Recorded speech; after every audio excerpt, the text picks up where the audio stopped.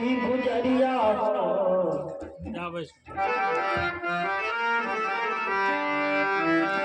बैठल रोवली गुजरिया हो चुंदरिया में दाग लग गए बैठल रोवली गुजरिया हो चुंदरिया में दाग लग गए कैसे जाई पिया के नगरिया हो कैसे जाई पिया के नगरिया हो चुंदरिया में दाग लग गए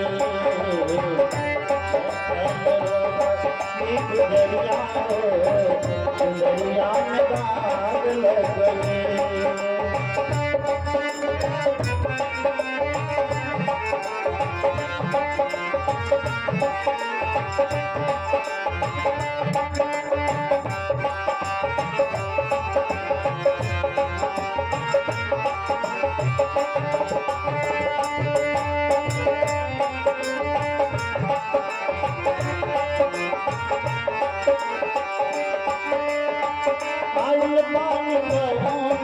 हमरो सने सवा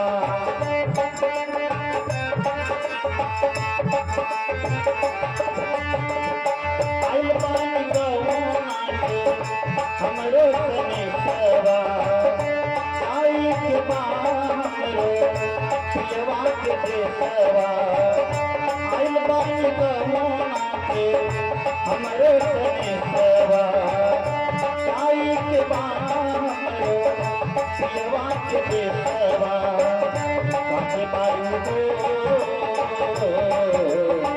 काटे बारी हमारी उमरिया हो चुंदरिया में दाग लग गई काटे बारी हमारी उमरिया हो चुंदरिया में दाग लग गई कैसे जाए पिया के नगरिया हो कैसे जाए पिया के नगरिया हो चुंदरिया में दाग लग गए गुजरिया हो चुंदरिया में दाग लग गए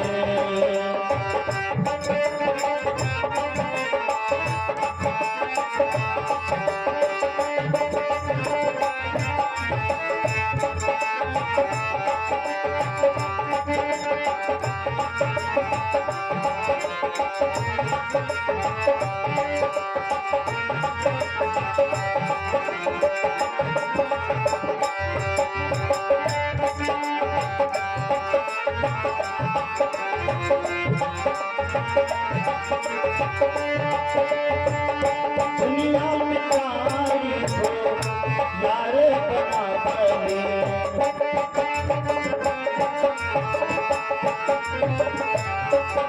दुनिया में तारीफ यारे बना बने दिन रातों नहीं से नैना लड़ा बने दुनिया में तारीफ हर में तारीफ यार बनावली दिन रातों नहीं से नैना लड़ावली उनके सुतावली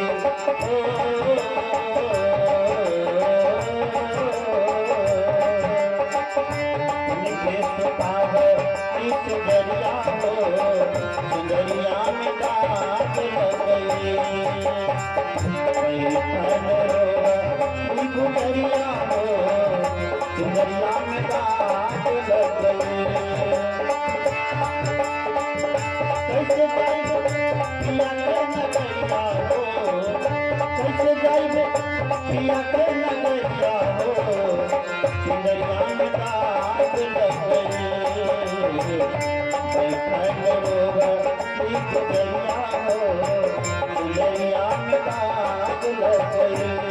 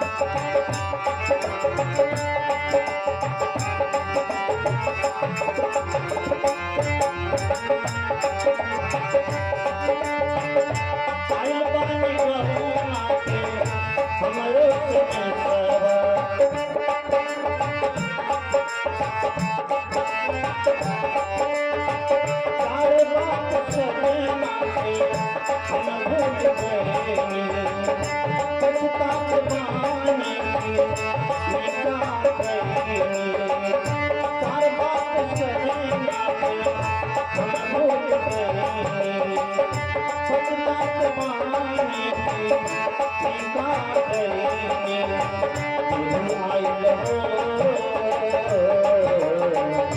गुरु आइले हमारी दुवरिया हो दरिया में ताक लगई बैठल दरिया हो दरिया में ताक लगई पिया के नगरिया हो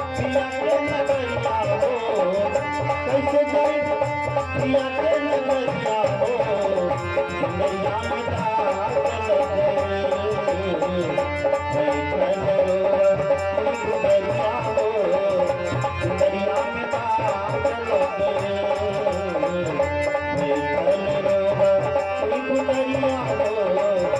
दरिया में ताक लगई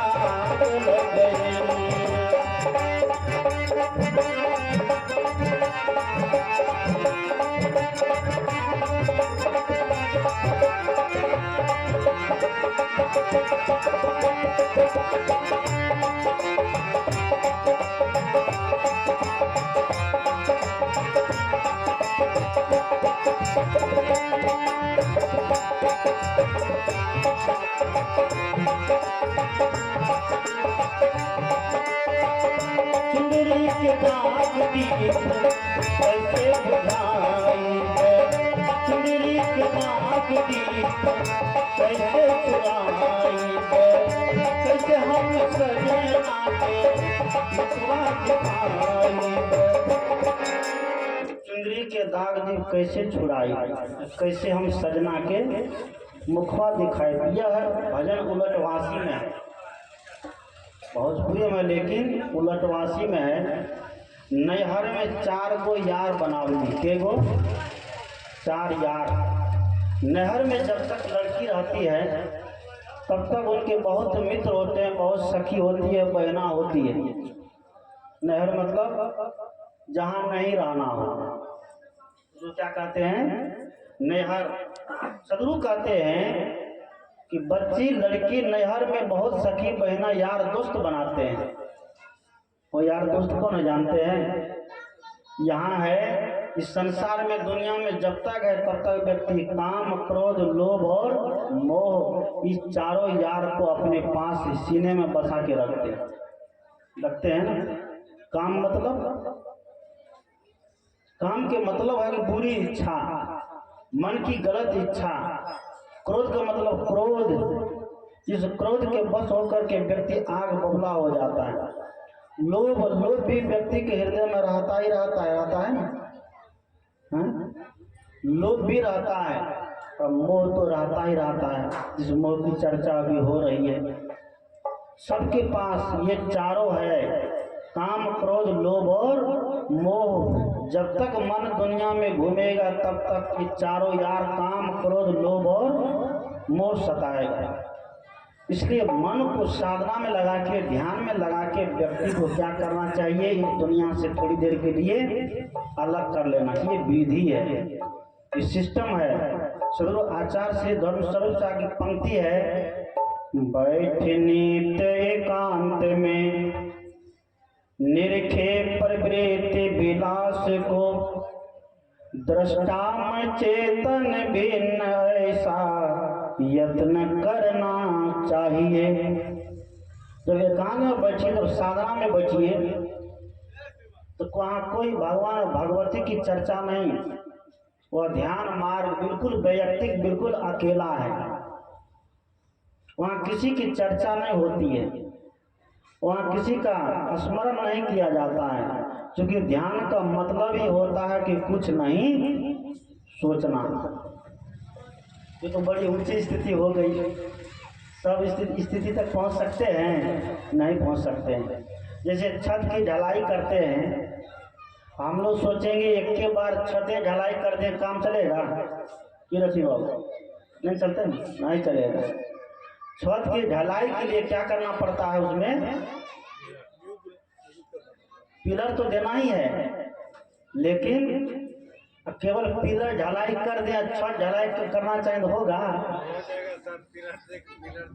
नहीं उसके लिए सेटरिंग करना पड़ता है हाँ सेटरिंग करना पड़ता है और सेटरिंग करने के बाद क्या करते हैं छत की ढलाई करते हैं छत की ढलाई हो गई, 20 दिन हो गया, 25 दिन हो गया, महीना दिन हो गया, अब घर वाला कहे कि नहीं हम सेटरिंग नहीं खोलने देंगे, काम चलेगा? हैं? सेटरिंग खोल के हटा देना पड़ेगा। जब छत मजबूत हो गई तब सेटरिंग को हटा देना पड़ता। उसी तरह एक उदाहरण है, सिद्धांत क्या है, जब साधना करते करते मंजिल पर पहुंच गए तब सारे आलम्बन क्या करना पड़ता, सेटरिंग तरह निकाल करके हटा दिया जाता है। अगर सेटरिंग लगा रहेगा तो घर में हम नहीं रह पाएंगे। उसी तरह अगर हम किसी के नाम में उलझे हैं, किसी के रूप में उलझे हैं, आंखों की सर्दी और गर्मी में उलझे हैं, बहुत लोग आंख बंद करते हैं कि शरीर की गर्मी, शरीर की जो विकार है वो यहाँ पर कभी लाल, कभी पीला, कभी कुछ दिखाई देने लगता है, देता है। तो क्या है, ये शरीर का विकार है। अगर इसी में उलझे रह जाएंगे, हम सोचेंगे भगवान मिल गया तो हम धोखा में। संत कहते हैं, सदगुरु कहते हैं क्या, बैठनी एकांत में, रोज एकांत में बैठ करके निरखे प्रवृत्ति विलास को, प्रवृत्ति विलास को निरखिए, जानिए, परखिए उसका। दृष्टा में चेतन भिन्न ऐसा यत्न करना चाहिए। आप दृष्टा है, दृष्टा मतलब देखने वाला। कौन है? जैसे मैं आपको देख रहा हूं, आप मुझे देख रहे हैं, इसको दृष्टा कहा गया है। देखने वाले को दृष्टा कहा गया है। आप कहिएगा कि यहाँ माइक भी है, हारमोनियम भी है, चौकी भी है, पंडाल भी है, दरी है, जाजिम, ये क्या है? ये दृष्टा नहीं है, इसमें देखने की शक्ति नहीं है, ये निर्जीव है, ये प्रयोग करने की चीज है, इसमें देखने की शक्ति नहीं है, इसमें विचार विमर्श करने की शक्ति नहीं है, इसलिए इनको दृष्टा नहीं कहा गया। इसी को जड़ तत्व कहा गया है। जड़ तत्व जो न खुद को जाने न दूसरे को जाने, उसको क्या कहते हैं? जड़ तत्व कहते हैं। और चेतन जो खुद को भी जाने और दूसरे को भी जाने, उसको क्या कहते हैं? चेतन कहते हैं। आप लोग कहिएगा दुनिया में इतने लोग हैं, क्या सब चेतन ही है? नहीं है चेतन। इस संसार में चेतन होने के बावजूद भी मनुष्य ऐसे हैं जो खुद को नहीं जानता, उसको क्या कहा जाएगा? जड़ कहा जाएगा। दुनिया की सब कुछ को जान लीजिए, सारे ज्ञान विज्ञान को जान लीजिए, सारे ज्ञान को जानिए, सारे पुराने पदार्थों को जानिए, लेकिन खुद को अगर नहीं जान पाए, खुद को नहीं समझ पाए तो भटकना निश्चित है। भटकिएगा। भटक रहा है कि नहीं व्यक्ति? भटकता है। जिसको आत्मज्ञान की अनुभूति नहीं हुई है वह व्यक्ति भटक रहा, कभी मक्का में, कभी मदीना में, कभी गया में, कभी प्रयाग में, कभी हरिद्वार में, कभी ऋषिकेश में। वहां भटक करके वो क्या खोजता है? भगवान खोजता है, परमात्मा खोजता है। शायद इसी तरह एक नवयुवक भटकने लगा, उसको सही मार्ग नहीं मिला, सही दिशा नहीं मिली, वह नवयुवक भटकने लगा। कैसे भटका? ये घटना है, घटना को कह देता हूँ। नवयुवक कहीं से सुन लिया कि ध्यान करने से, एकांत करने से, जंगल में चले जाने से क्या मिल जाता है? मिलता ही। हाँ, भगवान, बाबा सही पकड़ लिए बात को, भगवान मिल जाते हैं। नवयुवक घर द्वार को छोड़ दिया तो चल दिया, जंगल में बैठ कर ध्यान लगाने लग गया। बहुत दिन तक ध्यान साधना करते रहा। देखिए, ध्यान करने की अगर विधि मालूम नहीं हो तो ध्यान करना भी क्या हो जाता है? बेकार हो जाता है। जैसे विधि सीखना पड़ता है, जब तक विधि मालूम नहीं हो, किसी को सुई लगाने की मालूम नहीं है और झूठे से उसके हाथ में सिरिंज धरा देगा तो क्या करेगा? जहाँ तहाँ भोग भाग के सब खून निकाल देगा, निकाल देगा ना।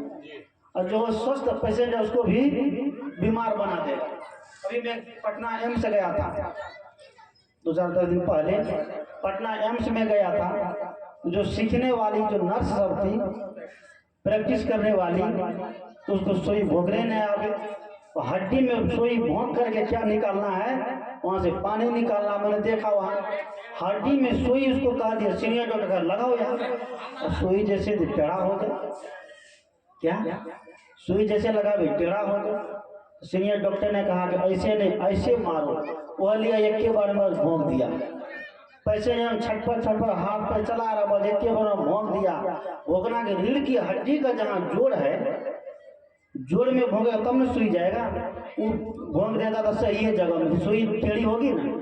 उसी तरह अगर विधि मालूम नहीं होगी तो ध्यान करना भी क्या हो जाएगा, बेकार हो जाएगा, व्यर्थ हो जाएगा। लड़का विधि मालूम नहीं था, युक्ति नहीं लिया किसी से, साधु महात्मा से, संत गुरुजन श्रेष्ठ संतों से, बस जाके जंगल में आंख बंद करके बस ध्यान करते रहा। 5 साल बीत गया लेकिन भगवान का दर्शन नहीं हुआ। संयोग से एक दिन भगवान तो नहीं मिला, परमात्मा तो नहीं मिला, लेकिन भगवान परमात्मा के रूप में उसके दिन महात्मा मिल गया। महात्मा जब मिला तो कहा, गुरु जी हमको परमात्मा नहीं मिल रहा, परमात्मा से मिला दीजिए। महात्मा लगा कि इसको मिर्गी चढ़ गए, परमात्मा परमात्मा के, इसको मिर्गी उतारिए देते हैं रुको। और महात्मा भी था थोड़ा चिटपकड़ी, उसने भी कहा क्या समझते हो, 10 साल से हम ध्यान कर रहे हैं, हमको परमात्मा नहीं मिला, तुमको 5 साल में मिल जाएगा। महात्मा को मिर्गी चढ़ा हुआ था। उस लड़का सोचा कि लगता है कि अब कोई होने वाला नहीं, तो अपना से करते करा जैसे तैसे नहीं मिला। महात्मा से बोले तो महात्मा भी उल्टे पुल्टे बतिया रहा है। लड़का फिर अपना एकांत में ध्यान साधना करने लग गया। संयोग से 2-4 साल के बाद एक महात्मा फिर मिल गया। जब महात्मा मिला, उस महात्मा से कहा, गुरुजी हमको परमात्मा से मिला दीजिए। कहा ठीक है, तुमको परमात्मा से मिला देंगे। लड़का को भर हुआ, लगता है कि ये गुरुजी एकदम ओरिजिनल है। लड़का को लगा कि ये महात्मा क्या है, ओरिजिनल है। महात्मा है कि तुमको हम परमात्मा से मिला देंगे, लेकिन शर्त है। तो लड़का का मुंह फिर लटक गया, ये अभी महात्मा शर्त में बांध रहा। कौन कौन शर्त कराएगा? ये 10 साल से ब्रह्मचारी होकर के घर द्वार छोड़ करके यहाँ लटके हैं, अब कौन सा शर्त में बांधेगा? महात्मा ने कहा कि बहुत बड़ा शर्त नहीं, एक शर्त है। क्या? तुम अपना असली नाम बताओ। क्या बताओ? तुम अपना असली नाम बताओ, असली पता बताओ। लड़का कहता है मेरा असली नाम है राधेश्याम। क्या है? लड़का कहता है मेरा असली नाम है राधेश्याम। कहा असली नाम असली पता बताओ, तुरंत हम भगवान परमात्मा से तुमको मिला देंगे। मिलाना कि यहीं ला देंगे, बिल्कुल मेरे पैकेट में है परमात्मा। कहा ठीक है। कहा कि असली नाम राधेश्याम है। कहा कि ये नाम कब पड़ा? कहा जब जन्म लिए तब। कहे तब ये नाम नकली है। महात्मा ने क्या कहा? ये नाम नकली है। कहा कि असली पता बताओ। कहा असली पता है मेरा कुशियार गांव। कहाँ है? कुशियार गांव मेरा असली पता। कहा कि पता भी असली की पता कब हुआ? कहा कि जब कुशियार गांव में रहने लग गए। महात्मा ने कहा कि ये पता भी नकली है। कहा कि नाम भी नकली और पता भी नकली। देखिए मेरे नाम से आधार कार्ड बना, उसमें सब कुछ लिखा है। मेरा निवास प्रमाण पत्र बना, उसमें लिखा है। ड्राइवरी लाइसेंस बना, उसी में यहाँ का पता लिखा है। कहा कि ये सब नकली असली नहीं है। कहा कि असली तब कैसे होगा?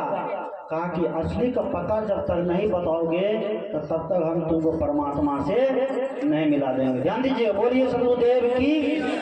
उस दिन से उस लड़का के जीवन में एक आत्म चेतना जग गई। इसलिए कहते हैं कि संत जब मिलते हैं तो हमारी आत्म चेतना क्या होती है? जग जाती है। जब संतों के विचार पर ठोकर लगा लड़के को, तो लड़का परमात्मा खोजना बंद कर दिया और अपना असली नाम असली पता खोजने लग गया। अभी तक असली नाम असली पता लड़का खोज ही रहा है, और परमात्मा खोजना का काम क्या कर दिया? बंद कर दिया। सदगुरु कहते हैं कि हाय हाजिर ते ही दूर बतावे दूर की बात किछे जो। हाँ, सब भजन गावे। हाय हाजिर ते ही दूर बतावे दूर की बात निराशी। और कहत कबीर सुनो भाई साधु, गुरु बिनु भरम न जासी। हाय हाजिर है, ये परमात्मा की आत्मा का नाम है। ये आत्मा ही परमात्मा का परिष्कृत रूप है। लेकिन व्यक्ति शब्दों पर जब विचार नहीं करता है, तो शब्दों में जब उलझ जाता है तो कहता है कि परमात्मा कहीं बाहर बैठा है, देवता कहीं बाहर बैठा है, ईश्वर कहीं बाहर बैठा है। वो राम, वो कृष्ण, वो बुद्ध, वो महावीर, वो सदगुरु कबीर, वो बाबा में ही, वो सदगुरु अभिलाष साहब, वो सरदार सदगुरु श्री धर्मस्वरूप साहब, वो जितने महापुरुष है सब अपने अपने परमात्मा को प्राप्त कर गए, अपने अपने परमात्मा को जान गए, समझ गए। जब उसकी समझ आ जाती है कि ये व्यक्ति क्या बन जाता है, परमात्मा बन जाता है। ऐसी का उठा पटक इतना चलता है, तो परमात्मा को मानता है तो ये नहीं मानता है, वो भगवान को मानता है तो वो नहीं मानता है। मान लीजिए भगवान को आप मान ही दीजिए तो भगवान आपका क्या हर जोत देगा? नहीं जुड़ सकता है। आपकी श्रद्धा हो सकती है, आपकी भावना हो सकती है। यहाँ जितने लोग बैठे हैं मुझे नहीं लगता कि सभी लोग सत्संगी है, लेकिन सब किसी न किसी तरह पूजा पाठ में क्या है, लगे हुए हैं। जिसको जिस विधि से होता है उस विधि से लगे हुए हैं। ये कोई गलत नहीं है, जो जो कर रहे हैं करते चलिए, लेकिन जीवन में एक आत्मज्ञानी गुरु का होना बहुत जरूरी है। जब तक आत्मज्ञानी सद्गुरु नहीं होंगे तो आत्मज्ञान नहीं होगा तो कल्याण नहीं होने वाला है, मुक्ति नहीं मिलने वाली। इसलिए उस दाग को छुड़ाने के लिए जिस दाग की चर्चा हो रही है कि मनुष्य शरीर में रह करके हमने बहुत दाग लगा दिए, लगाए हैं। यह दाग जब नहीं छूटेगा तो पुनः मनुष्य शरीर मिलना बड़ा कठिन है, होगा ना। पुनः दोबारा मनुष्य शरीर जब नहीं मिलेगा, यह जीव जब दूसरे खाने में चला जाएगा, दूसरे शरीर में चला जाएगा, तो वहाँ दुख मिलेगा, उसको कष्ट मिलेगा, पीड़ा मिलेगी। वर्तमान में देख लीजिए, कुत्ता, गाय, भैंस, बिल्ली, गाय, सुंदर का क्या हाल है, सुअर का क्या हाल है, पशु पक्षी का क्या हाल है ना। दुख वाला हाल, दुख वाला हाल होने के बावजूद उससे सबसे ज्यादा दुख मनुष्य शरीर में है ना। अभी 3 तरह की दुख की चर्चा हमारे शंकर जी सुन रहे थे, दैहिक, दैविक और भौतिक। सबसे बड़ा दुख तो मनुष्य शरीर में है, जिस शरीर को प्राप्त करने के लिए हम लोग ललायित रहते हैं। इसे बाबा महीप ने भी कहा है, क्या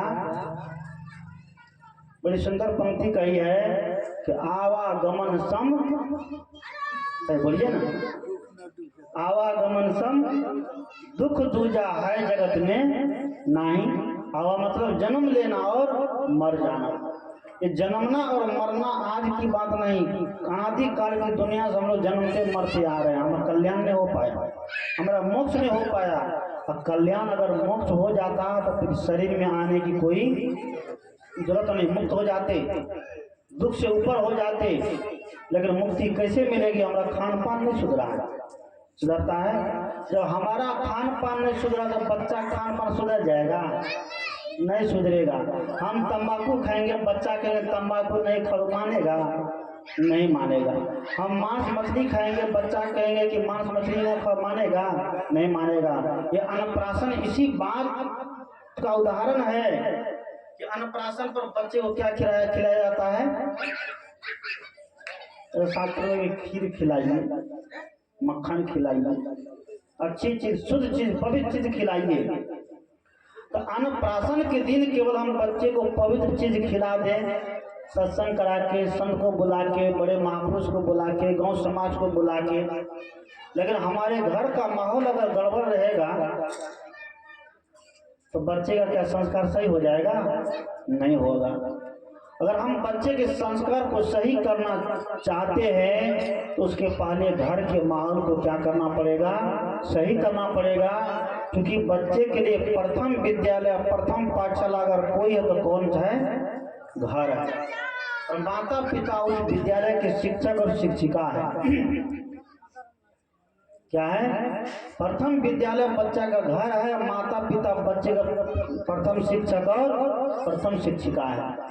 अगर हमारा घर विद्यालय बच्चे के लिए बन जाएगा और माता पिता शिक्षक और शिक्षिका बन जाएंगे तो बच्चे के संस्कार कभी भी गड़बड़ नहीं हो सकता है। आज घर का माहौल भी खराब हो गया है और बाहर विद्यालय जाता है, विद्यालय का माहौल भी खराब हो गया। आज विद्यालय में बच्चे को प्रोटीन के लिए क्या दिया जाता है? केला तो कम है, अंडा, अंडा खाएगा हमारा बच्चा, कैल्शियम मिलेगा, बच्चा एकदम भैंसा पारा बन जाएगा। उसे क्या होगा? बच्चा एकदम खूब एकदम तेज होगा, लठवैर खेलेगा, हाँ? यही समझना। बच्चा को अंडा दिया जाता है, मांस दिया जाता है। ऐसा दुर्भाग्य हमारे देश का, जिसको शिक्षण संस्थान कहते हैं, जिस शिक्षा से देश का भला हो सकता है, जिस शिक्षा से व्यक्ति का आत्म चेतना जग सकती है, जिस शिक्षा के बल पर बच्चे का भविष्य निर्माण हो सकता है, उस शिक्षण संस्थान में आज बच्चे का भविष्य को क्या किया जा रहा है? डुबाया जा रहा है। डुबाया जा रहा है कि नहीं? हमारा बच्चा काजू किशमिश खाकर के भी मोटा हो सकता है, हमारा बच्चा फल खाकर के भी मोटा हो सकता है, हमारा बच्चा अन्न खाकर शाकाहार भोजन लेकर के भी सही रह सकता है। लेकिन आज समाज में जाइए तो 90 से 95% लोग किधर की दौड़ लगा दे रखा है। हमारे देवर जी ने कहा, ये पूर्णिया में ड्यूटी करते हैं और हमारे मेस में कितने लोग हैं? 41 लोग हैं। 41 लोग में 5 ही व्यक्ति ऐसे हैं जो क्या करते हैं? शाकाहारी भोजन करते हैं। अगर क्यों?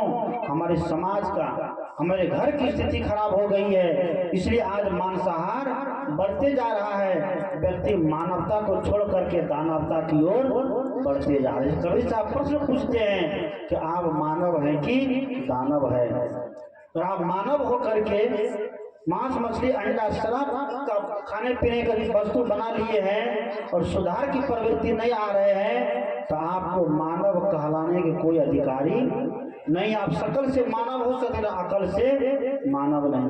आकृति से मनुष्य हो सकते हैं, प्रकृति से मनुष्य नहीं हो सकते। इसीलिए बच्चे के अन्नप्राशन के शुभ अवसर पर हम ये संकल्प लें, अगर बच्चे को हम सही दिशा देना चाहते हैं, बच्चे का भविष्य सुंदर बनाना चाहते हैं, हम बच्चे का भोजन को क्या सही कर दें। बच्चे का भोजन सही होगा तो बच्चे को सोचना, बच्चे का चिंतन करना, और बच्चे का बैठना उठना हर चीज क्या हो जाएगा? सही हो जाएगा।